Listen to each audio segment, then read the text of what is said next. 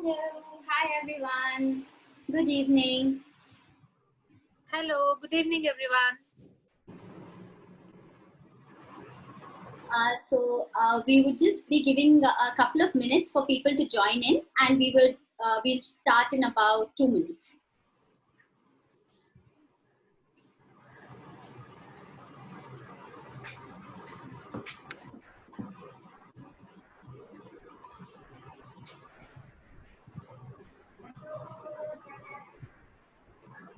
So in the meanwhile, you can use the chat feature to introduce yourself in the chat. Where are you joining us from? What is your role? And anything else that is interesting that you'd like to share about yourself.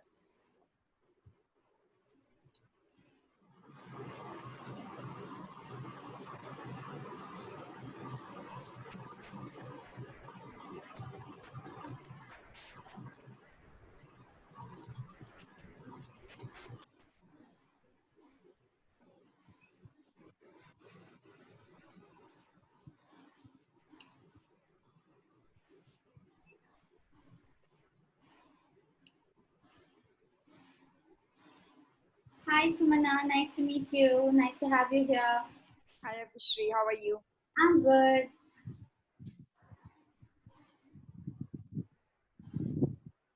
Nanta from Gurgaon. Nice to see you here.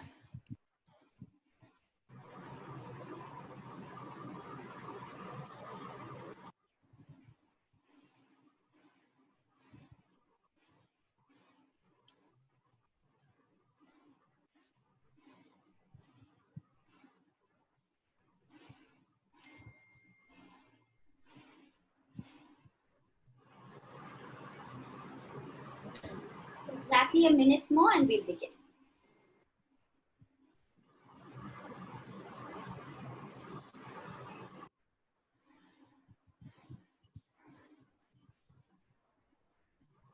So what we're doing is we're just introducing ourselves so that everybody gets to have an idea of where we're all from. So the new participants, please go to the chat and introduce yourself.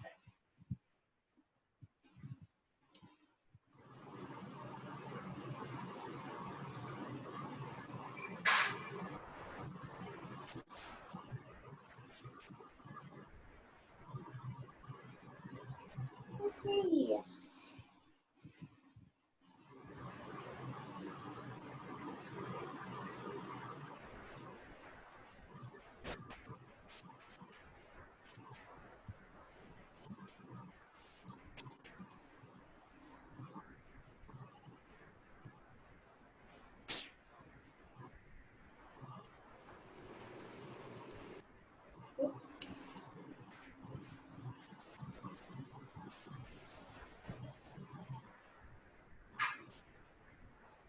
Okay, lovely. So Suja, I'm going to hand over host control to you so that you can admit anybody else who joins in.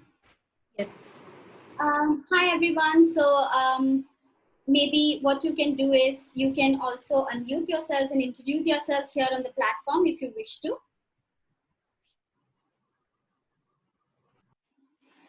As I just figured out how to make Suja the host.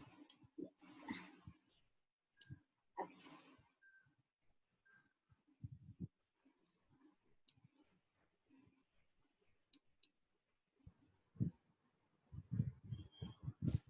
Okay. Okay, hi everyone. So this is the session 2 of PYP Pedagogy and Assessment, and today's discussion is kind of like a continuation from last time, and the focus is on pedagogy. My name is Abhishre. I am a PYP educator. I have been in this field for the past 5 years. I began my career as a PYP teacher. I've been a PYP leader for 1 year, and right now I'm doing a little bit of consulting and some amount of coaching for a new school in Udaipur. And joining us today is Ms. Suja, who's also co-hosting this with me. Over to you, Suja. Hello everyone, good evening. I'm Suja Doyline. I am PYP 3 HRT at Oakheart Global School, Aurangabad. This is my first year in IB, and I'm here to share my experience in 1 year in IB so far. So, just a show of hands. If at all there's somebody who attended the chat last time, could you just maybe give a shout out or maybe a raise hand so that we know that you have participated in the chat the last time around? Okay, I see Gina is giving a thumbs up. Shivani, right. Okay, so then, okay, so 3 people were there. So what I would like to do now is go over what was the discussion we had, and maybe you 3 can kind of have a discussion, generate a discussion around this, if you're comfortable with that. So the last time around, what we focused on were delving deeper into the characteristics of effective assessment. We had a very healthy conversation around how what each of these characteristics mean in the IB classroom to each of us, and also and we just gave a glimpse into how it looks like in our own classroom. The one thing that we missed out is what we're going to delve into deeper today and connect back to pedagogy through that. So if the 3 of you who attended the chat last time want to just maybe give some insights into the other characteristics of effective assessment, or anybody else as well. What do you understand by it? What are you? How does it look? How does authentic assessment look like in your classroom? So you just have to share.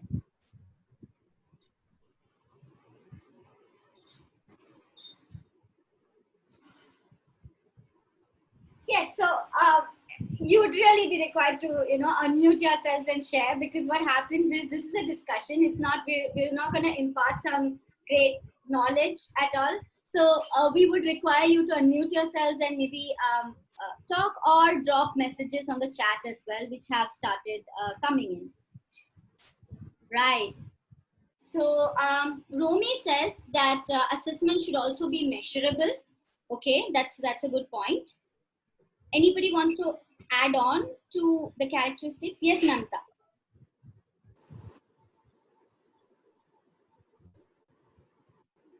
Nanta, did you want to say something? I can see that you've unmuted yourself.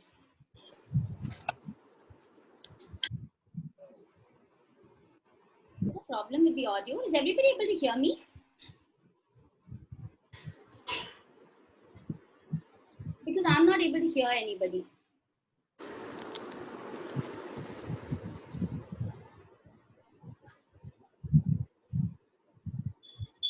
Okay, Rohini. We can hear you. We can hear you. Okay, okay. Thank you so much. Thank you. So, would any of you who attended the chat last time, Ms. Reenal or Ms. Sumana, whoever raised their hands? Yes, yes, Ms. Anita has raised her hand. Can you please go, Ms. Anita? Please go ahead.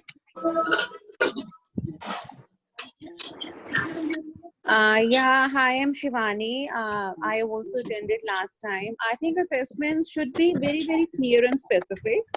Every day we may need to teach kids assessment, and we documented them as well in order to keep some evidences for later purpose.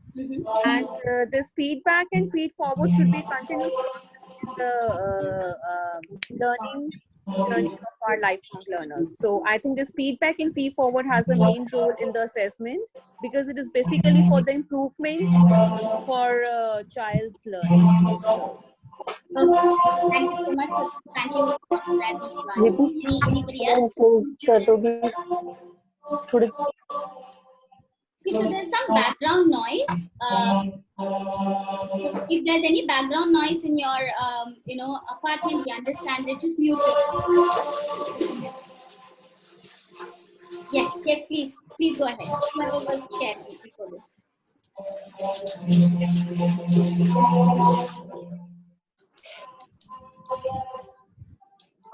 Okay. Can I? Please go ahead. Please go ahead. Yes. Jumping. Yeah. I'm not exactly connecting to the last chat what we had last time. I just want to share my perspective that assessment can be documentation of the learning process, whether it's a group or an individual, and it can be taken in a variety of learning, considering variety of learning styles and. Okay. Yes, yes, absolutely, Ms. Jinal. And I see that Ms. Romi has also spoken about this in the chat, that there must be room for differentiation in assessment, and it must not be given as a surprise. Ms. Kulsum says that it must not be given as a surprise. And students of different abilities are given a chance to showcase their understanding within their abilities. These are all very valid points on how assessments could look like, and I would connect the different abilities and differentiation one to the developmental assessment that we spoke about. And as you can see, this is taken from the IB, and absolutely they are very, very valid points. So moving further, what we basically covered the points that we discussed last time. Stop it. Were these three things. Today, what we'll be looking at is to get an understanding of these two aspects. So the focus of today's chat is going to be about developing strategies to integrate assessment and inquiry, because inquiry is the pedagogy that we follow in IB. And the chat will also focus on having discussions around making connections between inquiry and continuous assessment.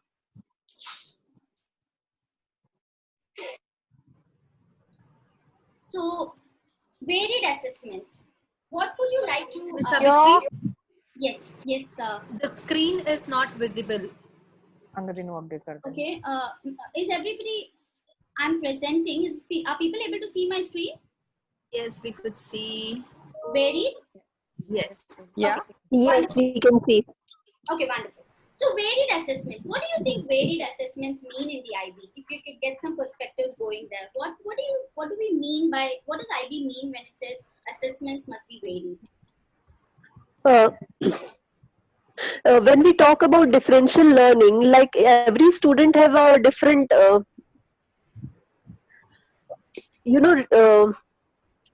similarly, every student should be assessed differently based on the, capabilities. Okay. Yeah, some has good writing skills, others have good reading skills. So based on those capabilities. Okay. Thank you Open for that. task where the student can reflect in various ways, whether they want to use a graphic organizer, whether they want to use a presentation, or we can also say a developmentally appropriate student criteria can be used for the assessment. Absolutely. Connected to criteria. Or I think it is a diversity in assessment, variety of assessments where it can meet each and every individual's need, where differentiation comes. Okay, so varied, what I'm hearing is a lot to do with, catering to the students and, making it differentiated is what I'm hearing from all of you. Okay, so let's kind of go into what the IB says about it. The description that IB has given is it uses a wider range of tools and strategies that are fit for purpose in order to build a well-rounded picture of student learning. So this is what the IB really says, that an assessment is varied if you are using a wide range of tools and that it fits the purpose and it builds a well-rounded picture of student learning. After reading this, would anybody like to add more on your thoughts on what are varied assessments? Anybody would like to add more? Basically, everyone has added. I see that Ms. given Sonia has examples. already said. Yes, Ms. Romi, sorry. Yes. Tools So can basically, like on being copy able to or some use online different tools to communicate their learning. So basically, the task can be the same, whereas each person can showcase their understanding differently, like they had mentioned, where one can use a role play and one can use some written work and another can do a PowerPoint presentation and so on forth. So I think everyone kind of pitched in and together it is comprehensive what has been said. Absolutely, yeah, I love that. There should be different ways or different things they should just be allowed to express in different ways, or the strategies used must be definitely varied. Miss Anita says varied strategies for assessment can be as per their mentor levels, appropriate to their learning skills. Okay, so again, a lot of differentiation going on there. Wonderful. So let's just give a glimpse into our classroom and how we attempted to make learning varied there. So before we delve in there, Ms. Sonia also says that the choice of strategies for students to make his or her learning visible and different tools to measure as per the criteria. Absolutely, I definitely agree with you on that. And we hope that through delving into our classroom practices, we can get a better conversation going around that. Anybody can feel free to jump in at any time. So if you have a Padlet app on your phone, you can also, use that app to kind of go into the Padlet using the QR code. I'll be screen sharing it in a moment. I think choice boards are a very better way to promote this varied assessment thing. Absolutely, like with the online learning scenario, Exactly. choice boards have become a tool of choice, and it's a very Exactly. tool. Thank you for bringing up choice boards, Ms. Shivani. Yeah, thank you. Right, so I hope you're able to look at this. Is my Padlet screen visible to everybody? Yes, it is. Wonderful. Okay, so we would like to just take you through how we made assessments varied in the unit of how the world works, and we delved into the idea of simple machines and energy, and how energies and how they work and machines make our life easier. And the Padlet link has also been shared with you on the chat if you want to go into that. So the very first assessment that we had was the movement art integration assessment. And the concept that we were focusing on was function.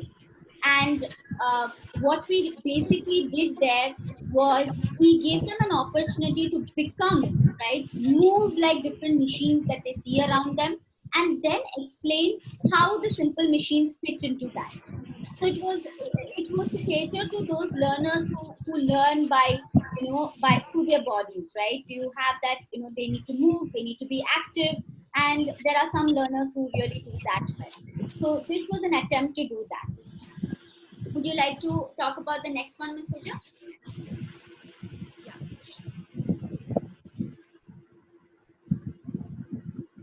Um, as a continuation of moment art integration, we had the students to make this anchor chart where they had to, show their understanding of simple machines. And also this activity was used to tune them into the idea of force and scientific vocabularies. So the focus was on how they use their scientific vocabularies, how they use their understanding from the previous activity to kind of show, express it and consolidate it through an anchor chart. So that were the things that were assessed using this activity. So those were two of the assessments. As you can see, one was how we are making assessments varied, where using body movement, and then there was an art kind of focus. Delving on to the next one, the third one that we used was what we called as the engineering challenge, right? So we used we gave them like different scenarios, and they had to design by either drawing or creating a machine to solve this, to solve these scenarios, to suit these scenarios, basically. So this got them thinking about the principles of simple machines, how they work, and all of the scientific vocabulary that they had learned so far, they needed to apply that over here. So this was set up in 4 corners of the classroom, and they just had to go in groups and look at the scenario and collaboratively work on creating a solution. If you want to share a question that you have around this, or something that seems similar in your own class, Abhishre, different unit. Yes. Abhishre, can you hear me? Yes, Ms. Krishna. Yes. Hi, yeah. So I want to share something that I had done with my fourth graders. Our Yeah. unit was sound, and the summative assessment which I usually give at the start of the unit is when we were discussing the central line of the central sorry line of central idea and the lines of inquiry is when I give them the summative assessment. So my summative assessment that time was they had to come up with a genuine authentic problem and use the principles of the learning and the concepts of sound that they uh, they will learn and inquire about through the unit to design whatever they wish to. So I had kids who designed what do you call it? How do I put it? They designed an online audio GPS system for blind. A group designed an online GPS audio system for blind people. Someone designed a burglar alarm using sound. So yeah, so here I can see you've given them tasks whereas I had asked them to. I tried to use the design thinking approach where I kind of asked them to go look for their own problem and kind of ideate and come up with a prototype of some kind of device or whatever they wish to do using the principles of sound. Okay, that sounds very interesting and very similar to what we had done. Thank you for sharing that. Anybody else who wants to share something with regards to this? Abhishre, even grass works out very well. Absolutely. Yeah, I would definitely agree with you on that. It definitely does. So moving on, we would actually require you to keep a track of the different types because we are discussing varied assessments. So we had movement, we had an art-based activity, and then we had a combination of thinking, a scientific focus with again art or writing. So they could draw or write to come up. Actually, they had to do both, right, to focus on this assessment. Soon after, we went into an play-based learning activity, which was Miss Suja, over to you. Yeah. So these three activities were focused at getting the students to use the scientific vocabularies. So as a consolidation activity, we had a treasure hunt for the students to consolidate the scientific vocabularies, the understanding of scientific vocabularies that they were using throughout the unit.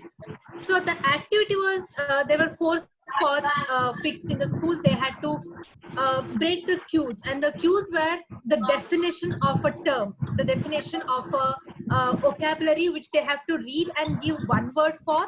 They solve all the 5 or 4 that are hit, they get just to the next spot where the treasures are hid. So this was one play-based activity that really kept the students engaged, involved, and also the kind of conversation that the students had amongst themselves. That was a very big tool for us to assess them regarding their understanding of the unit. Thank you for that. Any questions around that activity? Yeah. May I share something, Abhishre? You and me have been part of a lot of webinars and chats based on inquiry in the last few weeks. So something that we every single webinar, every single chat that we've been a part of, everyone talked about the power of talk. How just having conversations with the kids, a simple 5-minute conversation about, say, your central idea will allow you to assess a kid better than planning and a very elaborate assessment. So that's something I'm sure, I think Suja was also part of the few chats. So I'm sure they'll also agree with me that the power of talk, especially with online learning in place, never underestimate the power of talk and how much it can actually tell you of what a kid has understood or not understood. Absolutely, I would really agree with that. And if anybody wants to delve into this a little further, there is a book by Jeff Swires called Academic Conversations, and he has written about how to use or harness the power of talk in the classroom. And that would be a very, very good read for all of you, I'm sure. So soon after the treasure hunt, what we did was we consolidated their understanding, which was actually, so the treasure hunt was more of an active assessment. And we had 4 groups and 4 teachers, 2 sections, 4 teachers. We broke it apart into 4 groups, and we went along with the students. We listened to the talk that was there, and that was our first part of the assessment. The second part of the assessment was when they actually came came back into the classroom and made these anchor charts. It's not very clear because we had to make a collage, but what they have essentially done is match the scientific vocabulary to the description. And they had to redo that all over again because we did not allow them to punch it. So there were 2 levels of assessment that we did. And some students we were able to assess very effectively during the first part. We gave clear instructions for those who actively participated during those discussions to take a step back and let the others do the mixing and matching during the anchor chart. So that gave us a physical evidence as well, which is also very important in a classroom. Delving in further, another assessment that we did, which was also a sort of a prior knowledge for energy, was by using station-based, a photo inquiry activity. It was a station-based photo inquiry activity wherein students had to look at the pictures and, comment about it. Ms. Suja, if you would like to add more to that. This was an activity that we used to tune in the students into the concept of energy, its forms and types. So here, the one thing that we were assessing was how they used their prior knowledge that they had to identify different forms of energy, and also we took it forward as a whole class discussion to sort those forms of energy into the types of energy, that kinetic and potential energy. This kind of gave them a visual understanding of how the visual understanding that they required for the next part of the unit, that is the transformation of energy. Absolutely. So anybody would like to add if something like this has happened in your classroom that worked really well for a particular unit? Please go ahead. I've also done a similar activity, but there I have given the things in a basket to students. Just not images, but a few real objects like, cell, mobile phone, and all these things. Agreed. Which we can relate to energy, and put some few food items also, because when you ask children to, put them in groups, they're not able to sort it out, and to confuse them further, it's always good. Absolutely. The power of creating that dissonance in them is very, very, very important. Thank you for bringing that up, Ms. Nanta. So to carry on with what Ms. Nanta said, this was something similar to what Ms. Nanta was talking about, wherein we actually had centers, right? Soon after the photo inquiry, where we got a little bit of an idea about, okay, how much do they know? Do they know the types of energy? Do they know the terms? Are they able to talk about it? So that gave us a really good, insight into the vocabulary knowledge. To understand what they know about the function or how it works, we had this station-based activity wherein we had over how many things, Ms. Suja? We had over 10 to 12 machines. Yeah. So this was an activity where we set up like 12 different machines in the classroom, and we gave them an energy detective journal, which they had to fill. And this journal was not filled in a single day. This was a part of a continuous assessment that we did. So we introduced them to this journal through this activity and got them working around this. And if you have come across Trevor McKinsey's resource on structured to free inquiry, as they moved along the journal, initially we gave them a structure. Okay, this is how you're supposed to do. This is what you should do next. And then, maybe around the 12th machine when they were inquiring about it, it became a very free inquiry where the children were very, very independent and no structure was provided for them. If anybody would like to comment about this. I would like to add, the journal also included their everyday activities, not only the machines that were provided for them, but also the everyday activities. They were asked to identify when and where we use a lot of energy, where are we getting that energy from, in what form is that energy being spent out. So this kind of gave them a lot of relevance to connect to their personal experience and the real world. This kind of gave them a strong understanding that, okay, it's not some machine that is done through energy, but even we need energy to do even the simplest work. So this also helped them to differentiate between energy and force properly, and they had a very good understanding by the end of the activity. Okay. Miss Romy is asking what is the name of that book. The name is Trevor McKenzie. Trevor McKenzie has written this book called Inquiry Mindset. It's called Inquiry Mindset, and it's an amazing book to read. And one more, Delve into Inquiry. Yes, dive into inquiry is inquiry catering to the slightly higher grade, but that's the second book of his as well. Thank you for adding that. Right. So now we are almost reaching the last two assessments that we did for this unit, which is the makerspace. This was an assessment that went on for I think about 2 weeks. We introduced them to the idea of makerspace. We asked the parents for help in certain, to give certain basic materials like cardboard, ice cream sticks, tissue paper rolls, empty rolls, and straws, and so many other things. And we just put it out there for the children. Like they walked into the classroom and we just set it up for them, right? And they were like, oh, wow, what is this?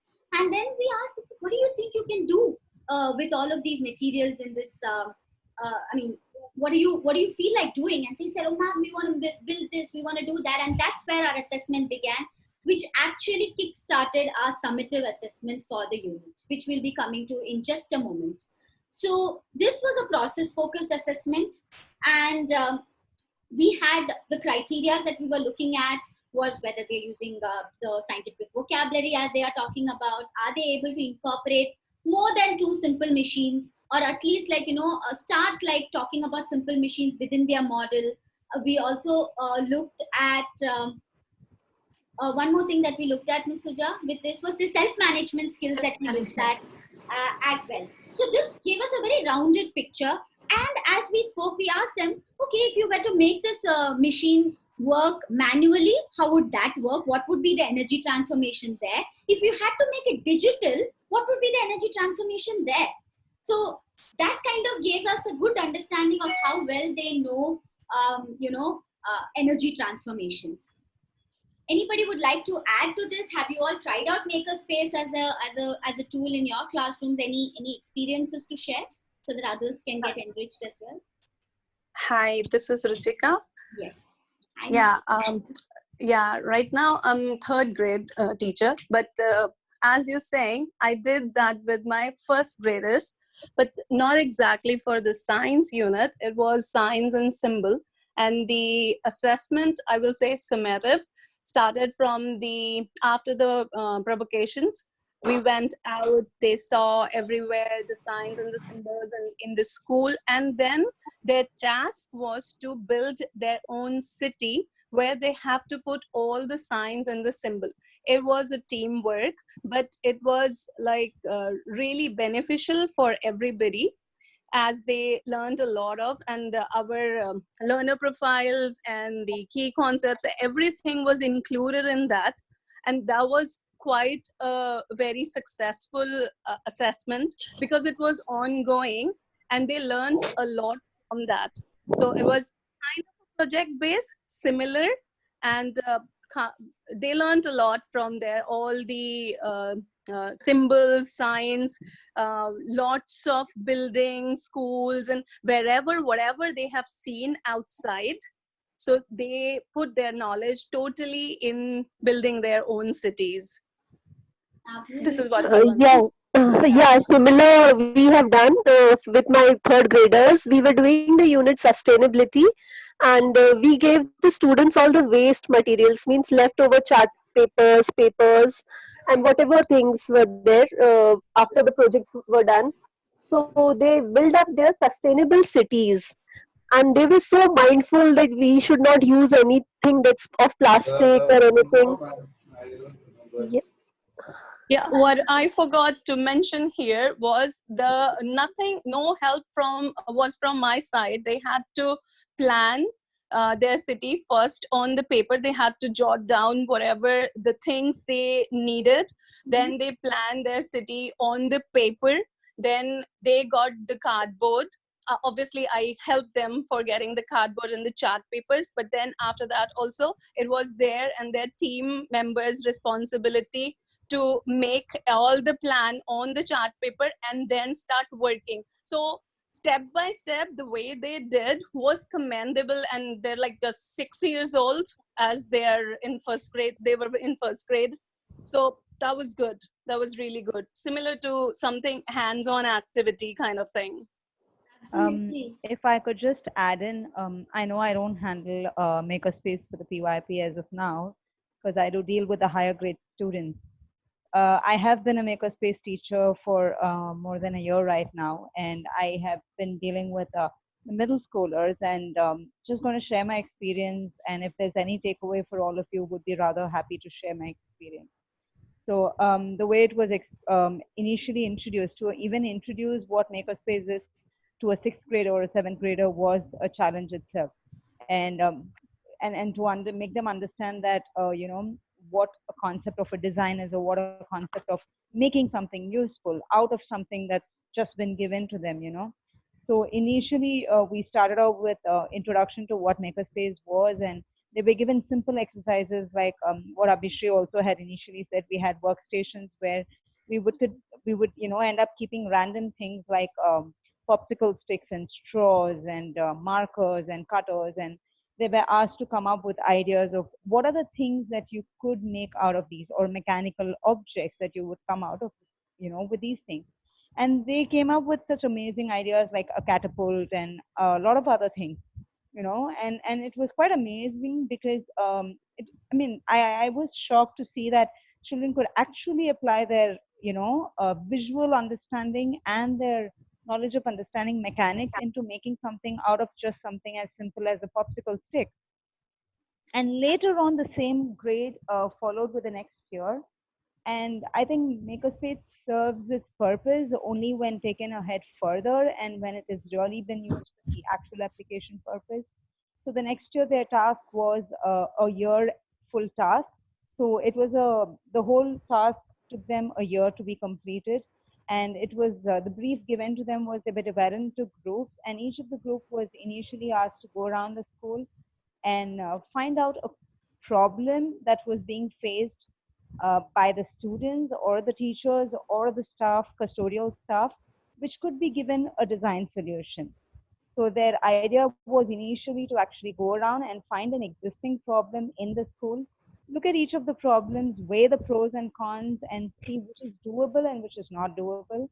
And finally, they all had come up with one problem each. And to mention a few is, so one of the math teachers has always had this problem where she never had a big, huge graph to draw out her graph on the board and show. She couldn't afford to spend the whole time in class where she had to draw out the whole graph paper. So she wished there was something ready-made where she could actually draw out the graph, show it to them, and then erase it again. That was one problem taken by one group, and the other group had actually taken up a problem of having a organizer, because for Deva, one of our custodial staff, he does the maintenance work, so he didn't have a proper way to carry his tools. So these were the problems and concepts that they had come up with. And as the end result of these problems, the students had actually ideated, group discussed a lot of pros and cons and do's and don'ts, and will this design work, will this not work. And then they had a lot of discussions with the teacher, who is me, and then they were questioned on their design, and then they ended up making prototypes of the approved design, because they had to make something that is viable and that is cost efficient. And then after making the I'm so sorry to cut you short on Yeah, that. yeah. I think we can, get the whole picture about Yeah, how, exactly. a thing like a maker space is a strategy, is an assessment strategy to assess, math, and to assess science, and to assess so many things. And it's just not a piece of craft or artwork. That's not what it is. And if meaningfully integrated with other forms, you can also end up assessing your art outcomes through it as well, right? Now, soon after the closing assessment, as a result of all these different assessments, it's just a short video into our end of unit celebration journey. So here is the video for you.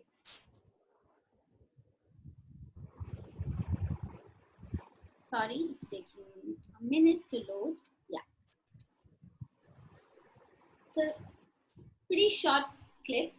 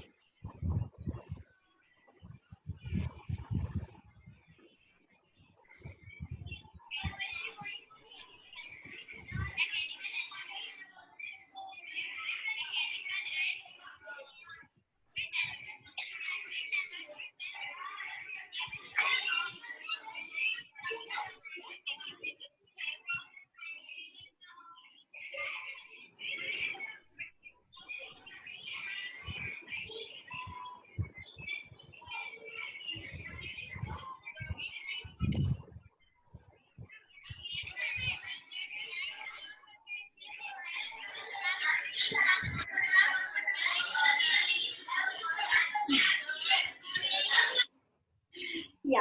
So that's how the unit end assessment, the summative assessment of that unit looked like. As you can see, it was very engaging for the learners. It was an assessment. If you have attended the previous chat on assessment, I would just probably just go back to that slide on assessment. Sorry for that.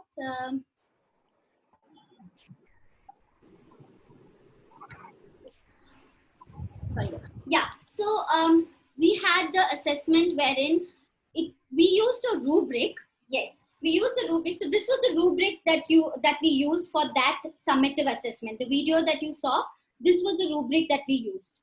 And if you're wondering who has given the feedback, it was all by the parents, right? So we had set the criteria. We had allowed children to pick their own criteria. These pen marks that you see are criterias that were designed by them. And it was a completely skill and concept based assessment, and the parents were invited into the classroom to give feedback on their child's learning.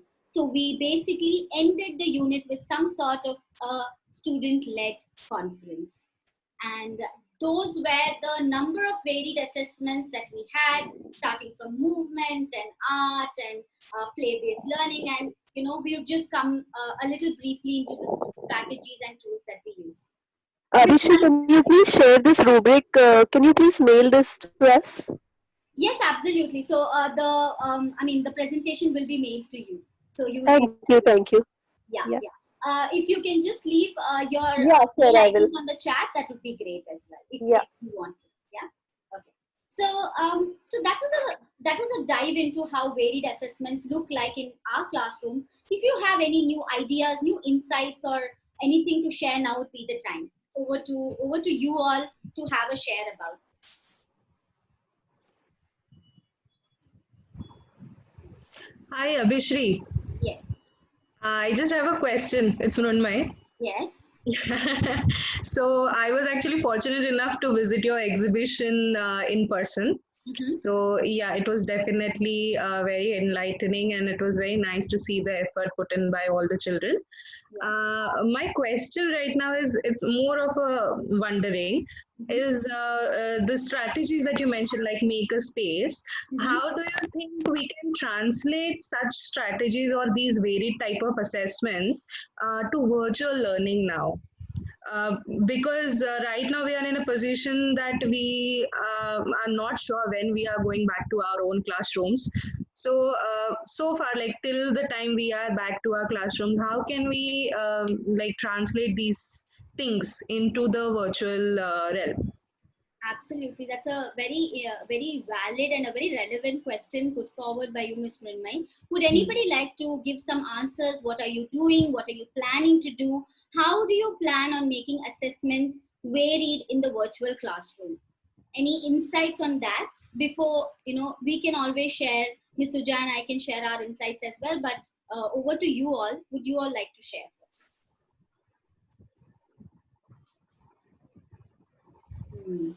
Deathly silence. Right now, I think everybody is wondering the same thing.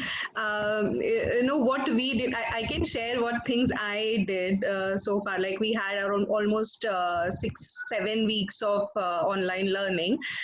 So what we did was we tried to use different formats. Like there was like we asked the students to make a model. We were doing a unit called buildings.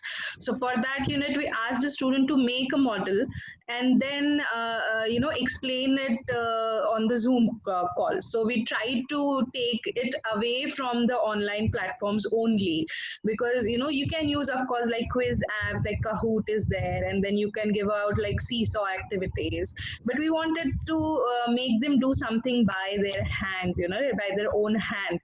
So that was something that they actually enjoyed more somehow. So that is like one way probably to get them to do things in their own like physical space, so that they're not been trapped on screens all the time. Absolutely, Miss Mrinmay. That's very, very valid, because I think it's Miss Subhashni has also messaged on the chat that Yeah. making them resourceful, getting an insight into what the children have available at their homes, and designing learning engagements around that, assessments around that, would make a lot of sense right now. Because Yes. because of their chart, maybe they don't have charts. Maybe they cannot go, and it's not safe. So definitely you have a lot of things around the home, lying around, pieces of cardboard, newspaper. So why can't we make assessments about that, right? One idea that I got when Ms. Mirmay was talking is there's so much of like, papers, newspapers that we have, the older newspapers. So if you want a language assessment done, ask them to go, maybe cut those newspapers, make a collage of nouns, make a collage of, this is something we do in our online, our real classrooms, but why not do it during the online classrooms as well? Was a thought that came for me. Any other ideas that comes across? Yes, in the online scenario, how to make assessments So, ready in an online scenario? Yeah. yeah, so considering that a lot of my classes end up being practical classes since I do art, one of the other ways that we could do is basically give them a specific time-based task, and with a proper and clear briefing of what is expected and what the outcome is, and why, or rather the purpose of why this is being done. Because considering that we no more are seeing our students in person, I think it is very crucial that we give the reason to the students and make them understand as to why this is important. It's not for grading, it's not for seeing if you're doing your work or not, but it is basically for us to know that. Oops, I think we lost her. A bit there. Okay. Shri, I feel even Scamper could work very well with children online. Yes. Like, yes. Especially for this kind of a unit where they're constructing something, they're making something.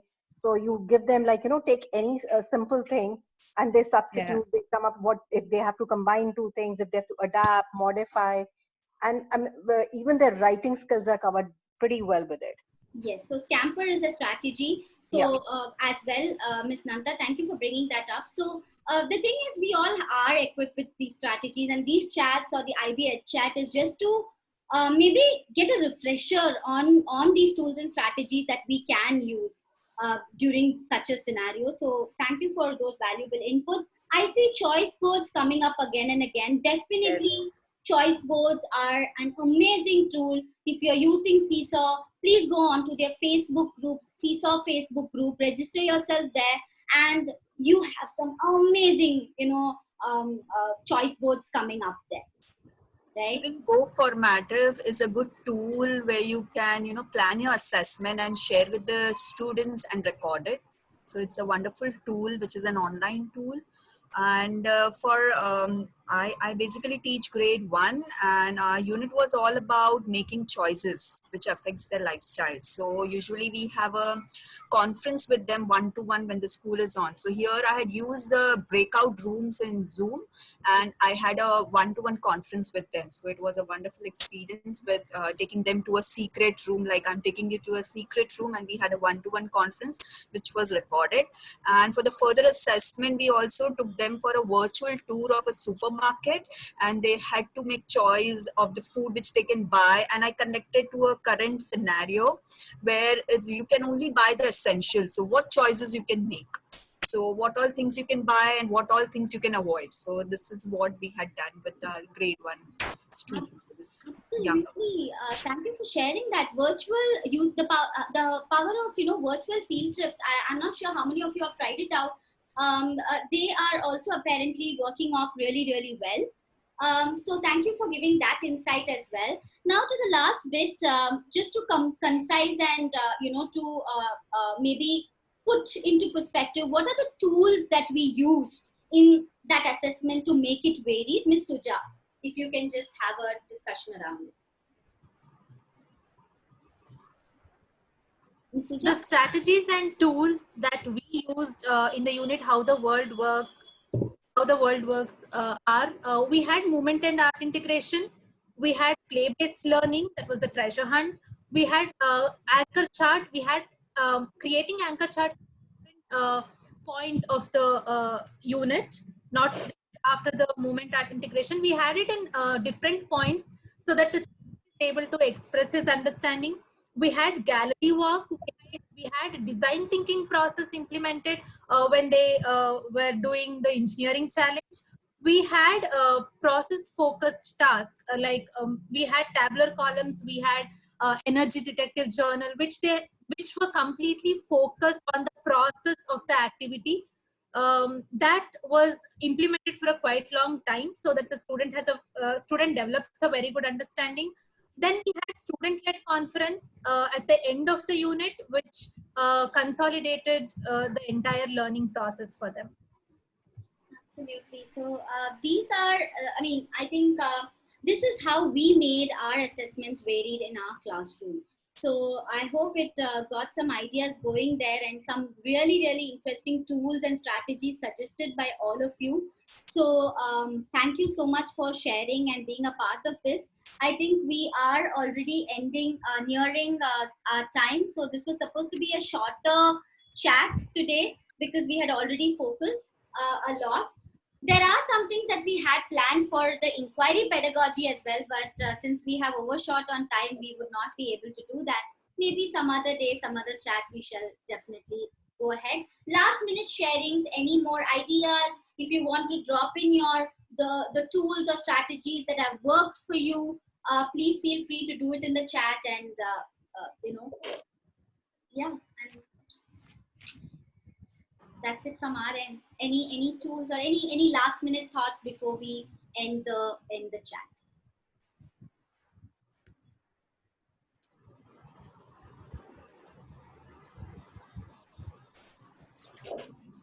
Maybe something's coming up on the chat.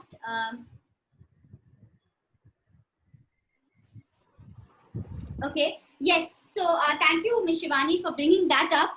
So we are having a chat tomorrow on solo taxonomy, because what we had done was we had shown this slide at the end of last session, and a lot of people had asked about the solo taxonomy. We've heard about it, but how does it look like in classrooms? So we have an interactive chat planned for solo taxonomy. It's going to happen in 2 sessions. One session is where we delve into it together. Then you get to do a breakout, create a solo taxonomy. Then we come back on Thursday to share the process. So if anyone of you would like to delve into solo, this chat would be hosted by Mr. Joshua, who's a MYP science teacher, by Ms. Tanu Jain, who works at the Indian Public School in Erode, and by myself and Ms. Suja as well. So please do join in if that's something that you're interested in understanding better. Thank you all for being such a lovely audience. And thank you so much. It was wonderful. Thank you, thank you. So we would hang around for a couple of minutes. So if anyone wants to add on any last minute thoughts, we are here to till you all leave. Thank you.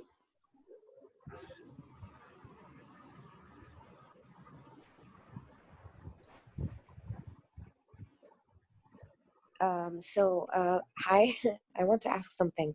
So how are you implementing agency now in terms of assessment and classroom engagements with, the enhanced PYP now that it is more focused on agency and ownership? Right. Thank you for that question, Ms. Romi. What we do is, like you saw in that rubric, one aspect of agency is voice and choice. So in assessments, we have begun letting students create their own rubrics for it. So of course, we support them, we scaffold them with the creation part, but they get a voice and choice in what they want to be assessed on. And it could look different for every student, right? We are, as teachers, we basically, it's a negotiation with them that, okay, we want to assess you on these two things, but you get to pick as well. So that's one way in which we are implementing agency in assessments. The second way would be a mode of presentation, right? So we did have, if you saw the summative assessment, we did have students who did not want to make models. So for them, we said, okay, cool, a model, this is the conceptual understanding we want to see in you. These are the ATLs that you have decided to showcase. Could you show it through maybe something else, a video, a chart, maybe just a chart presentation, or you want to just talk about it, use a model in your hand and explain it? Because we did that for a student as well, that we gave her the model, right? Because she was she had some special needs. So what we did was we gave her the model and we asked her to just explain using the model. So those are some 3 ways. Anybody else would like to share how you are implementing agency with assessment in your classroom? How are you doing that? Anyone else who'd like to pitch in and make it up? Hi, Abhishre, Suja, hi. So I'd just like to say that, like, whenever we start any kind of assessment in our class, we try to co-create the success criteria. I mean, that is the first thing that we do. First of all, you'll just go and ask them what you want to do for your assessment. Like, these are the things that you want to showcase.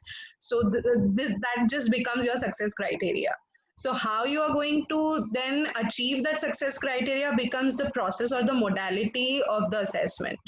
And once they are completely, like as we talked about ownership, so when you are co-creating the success criteria, you automatically take ownership of the end result as well as the process to achieve it.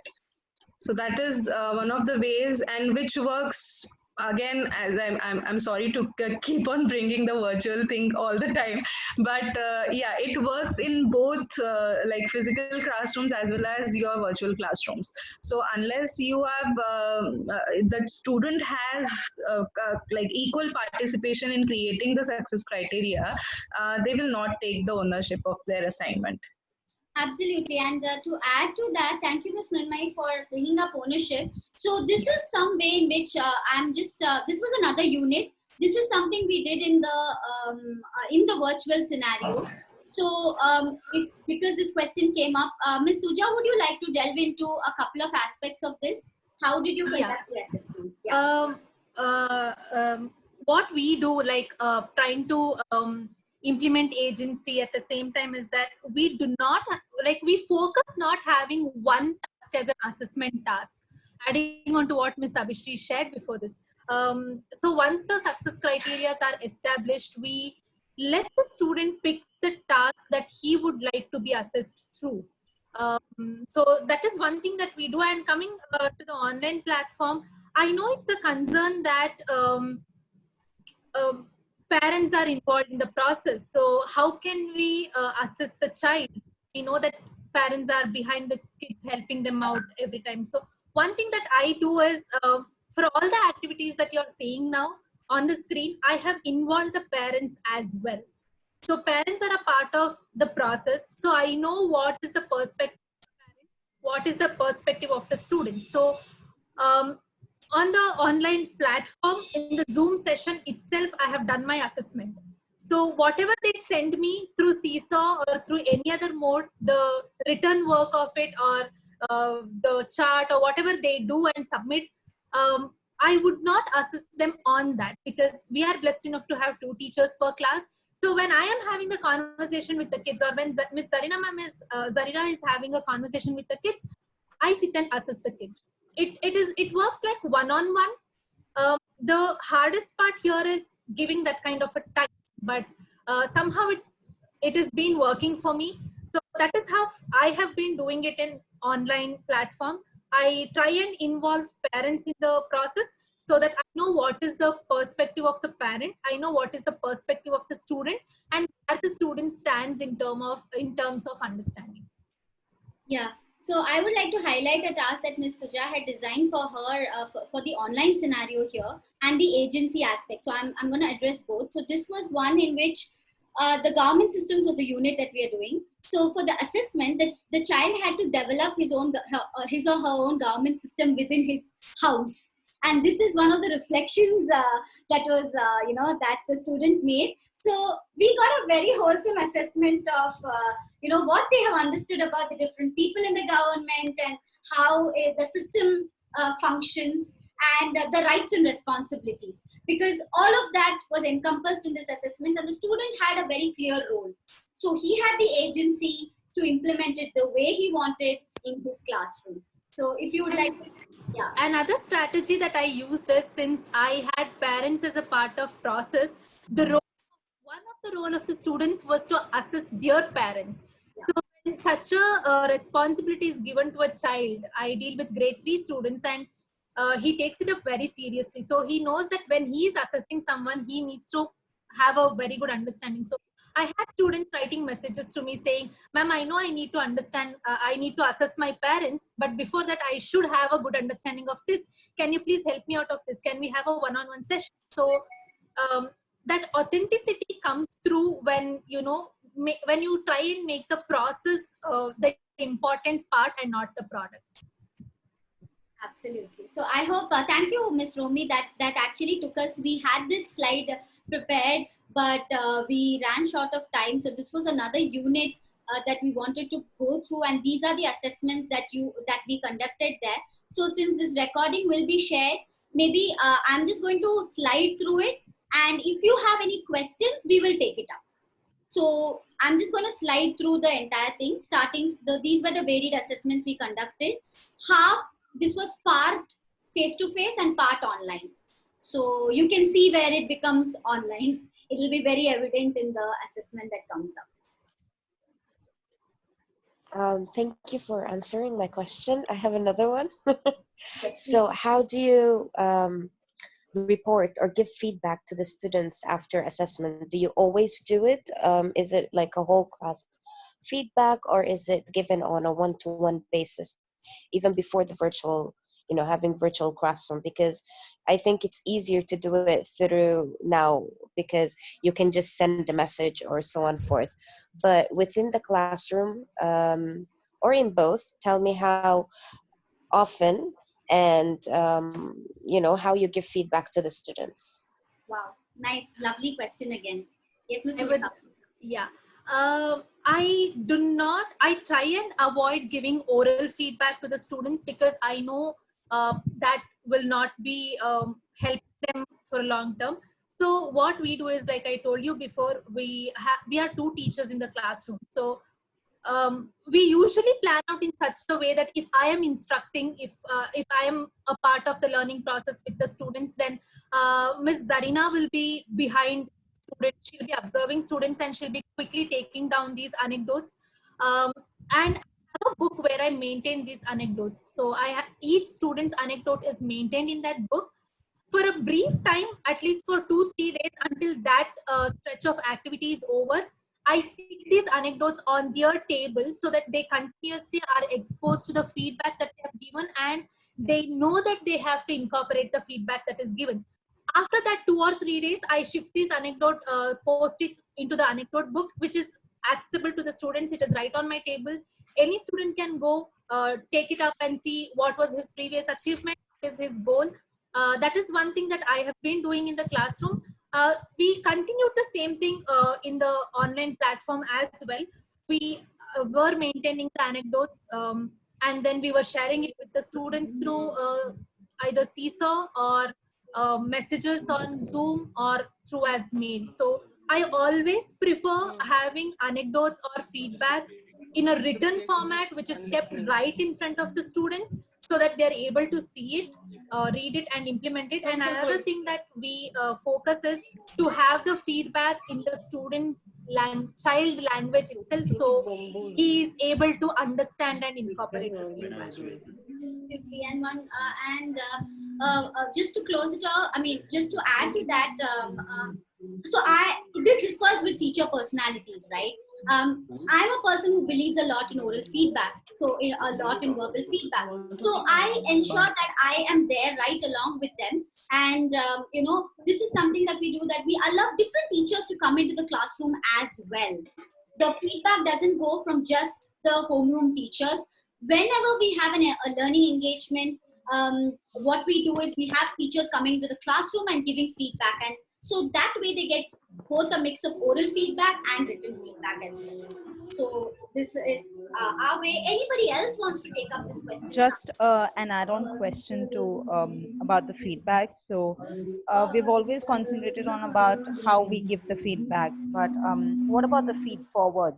I mean, how do we keep a watch on what happens further? I mean, how do we even make the child understand what needs to be done further for the feedback to become a feed forward? So that's my question to you, because dealing with the little ones can be quite challenging in this aspect. So, right. So, anybody would like to take that up?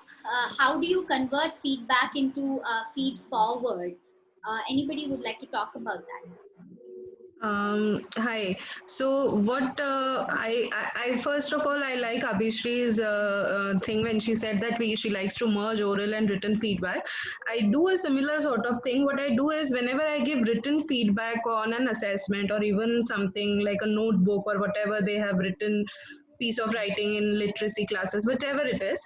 So I take that written feedback and I discuss it with the student, so the student completely understands what I'm trying to say from the written feedback, because sometimes we are not feedback is like a very crisp thing, so you cannot go on and on about it in a written manner. So what I do is I like to discuss it with the student so that the student completely and has full understanding of what I'm trying to say through that written feedback. And as far as the feed forward part of it is concerned, as a teacher, I think you just have to keep track of it yourself, right? No matter how much we talk about, like, of course there is the responsibility of the student that also comes in place there, but as a teacher, if you have given a feedback, you have to follow up and make sure that it has been converted to the feed forward as well. So maybe periodically go back to the same issue and see what progress has been made there. So over a period of time, if you track the feedback for a particular issue that you have given, maybe hopefully you will see the progress that the child has made. So that will give you as a teacher an idea of if that feedback has really been converted into a feed forward, as you said. Yeah. Thank you, Ms. Mrinmay, for bringing that up, because it is that, right? I mean, it is the onus of the student, the onus of the teacher, yes, and keeping track of things are very, very important. So I just picked up a slide from our last assessment chat. So this, you can clearly see the feedback to feed forward that has happened for this child, right? We are, I mean, so this, she's I think, am I showing, who's am I? Okay, so Lujay, right? So she had to basically identifying elements of the poetry was the learning criteria, the LO that we had.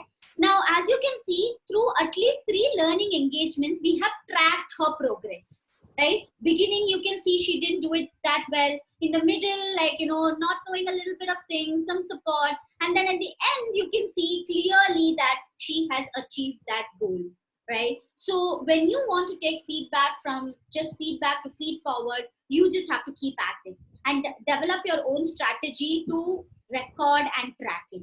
It could be things like using Evernote. It could be things like using Google Classroom or Seesaw, something to track the progress of the student and something that the students can access as well. So that plays a major role in shifting feedback into a feed-forward scenario.